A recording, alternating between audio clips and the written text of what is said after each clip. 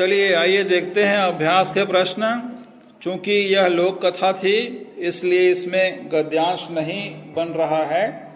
संकलित यह लोक कथा है, कहानी है, आपको सीखने के लिए प्रेरित करती है ताकि आप इसमें शिक्षा लें और एक अच्छे और शिक्षित समाज की स्थापना में अपना योगदान दें। ठीक है, देखते हैं पहला प्रश्न क्या बोल रहा है। किसान के बेटे को साथ में चलने के लिए केकड़े ने क्या तर्क दिया, मतलब क्या अपनी बातों को रखा। केकड़े ने क्या तर्क दिया, मतलब केकड़े ने क्या कहा। ठीक है, तो इसका प्रश्न का उत्तर हम इस प्रकार से लिखेंगे। किसान के बेटे को साथ ले चलने के लिए केकड़े ने यह तर्क दिया कि साथ में रहने से रास्ता आसान हो जाएगा और यदि मुझे साथ ले चलेंगे तो बेफिक्री से जिंदगी का आनंद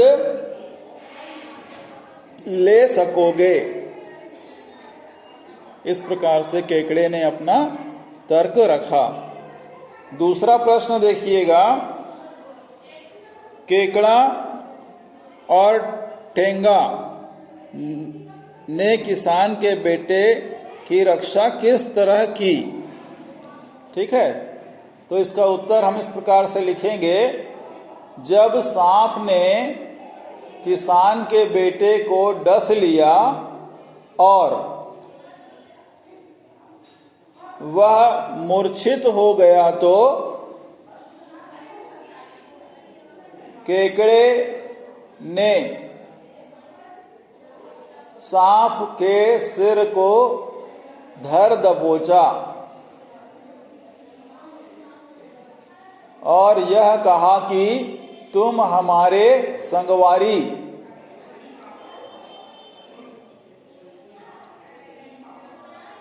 ब्रैकेट में लिखेंगे मित्र, ब्रैकेट बंद, को वापस जीवित करो, नहीं तो तुम भी जीवित नहीं बचोगे। पूर्ण विराम। मौका पाकर टेंगा ने कौवे पर प्रहार शुरू कर दिया। इससे घबराकर सांप ने किसान के बेटे के शरीर से जहर वापस निकालकर उसकी जान बचाई। इस तरह दोनों ने उसकी रक्षा की। ठीक है, अब तीसरा प्रश्न देखेंगे। सांप और कौवे के आतंक से पूरा राज्य किस प्रकार से प्रभावित था। तो इसका उत्तर हम इस प्रकार से लिख सकते हैं। राजा के राज्य में एक छोटा सा जंगल था जहां पर वहां की प्रजा कभी कभी आना जाना करती थी और उस जंगल में सांप और कौवे का आतंक था जिससे पूरा राज्य भयभीत था। जो भी उस जंगल में जाता वे उसे मारकर खा जाते थे और कोई भी जिंदा वापस नहीं लौट के आता था। पूर्ण विराम। ठीक है, प्रश्न चौथा देखेंगे। किसान के बेटे ने परिश्रम के महत्व को किस प्रकार से परिभाषित किया। तो इसका उत्तर लिखेंगे। किसान के बेटे ने विनम्रता पूर्वक राजा से कहा कि मैं क्षमा चाहता हूं महाराज, किंतु काम करना कोई अपराध नहीं है। पूर्ण विराम। मुझे अपने खेत में मेहनत करते देखकर हमारे राज्य की प्रजा को यह अच्छा संदेश मिलेगा कि जब राजा का दामाद मेहनत कर सकता है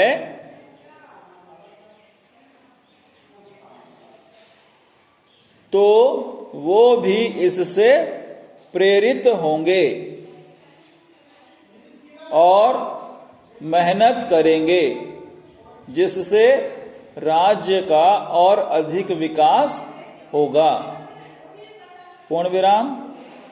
जिस राज्य के राजा मेहनत करते हैं उस राज्य में कभी अकाल जैसी स्थिति नहीं बनती है।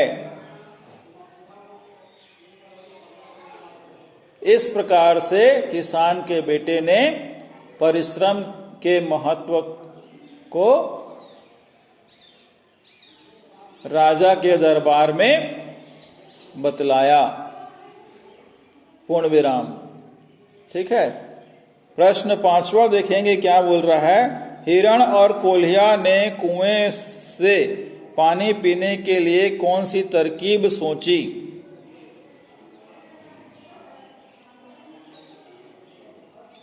ठीक है। उत्तर लिखेंगे, हिरण और कोल्हिया ने एक दूसरे की पूंछ पकड़कर कुएं की ओर लटककर पानी पीने की तरकीब सोची थी।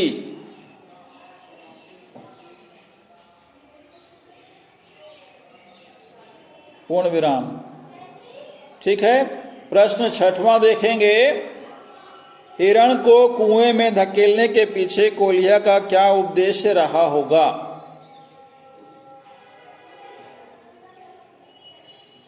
उत्तर लिखेंगे, हिरण को कुएं में धकेलने के पीछे कोल्हिया का उद्देश्य यह था कि वह उसका मांस खा सकेगा।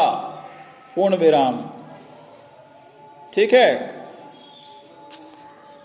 प्रश्न 7वां देखेंगे, कोल्हिया के द्वारा मांस मांगने पर किसानों ने क्या कहा। उत्तर लिखिएगा, कोल्हिया के द्वारा मांस मांगने पर किसानों ने यह तर्क दिया कि हमने इतनी मेहनत करके हिरण को कुएं से निकाला है, अतएव हम उसका मांस तुम्हें नहीं देंगे। पूर्ण विराम। ठीक है। 8वां प्रश्न देखिएगा, धोरई अपन बात ला काबर नहीं रखिस।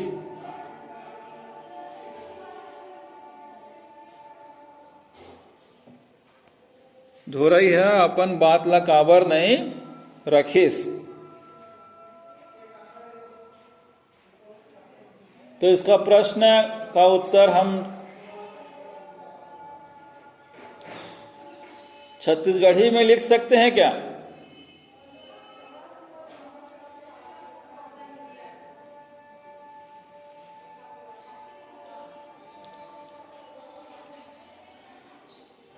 क्योंकि निर्देश में बोल रहा है हिंदी में दिए गए प्रश्नों के उत्तर हिंदी में दें तथा छत्तीसगढ़ी में दिए गए प्रश्न के उत्तर अपनी मातृभाषा में लिखिए।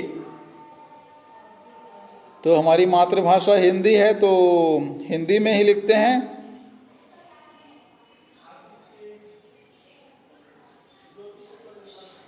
ठीक है। चलिए हिंदी में ही लिख लेते हैं। धोरई का झूठ पकड़ा गया था और किसान के बेटे ने सांप और कौवे को मारने का सबूत पेश कर दिया था। पूर्ण विराम। सच के सामने आ जाने से धुरई निरुत्तर हो गया था। निरुत्तर मतलब जवाब न दे सकना, बिना उत्तर के रह गया। अतः वह अपनी बात नहीं रख सका। पूर्ण विराम। ठीक है। एक प्रश्न और है, अंतिम आखिरी। कोल्हिया हर बटुरा के खेत में आगी काबर लगा दीस।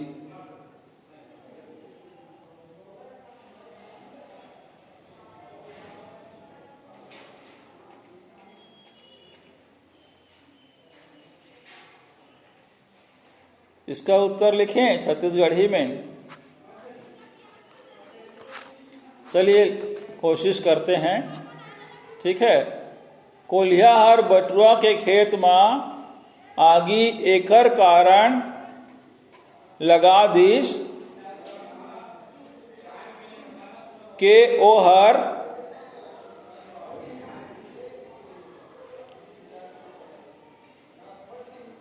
हिरण के मांस ला खा सके।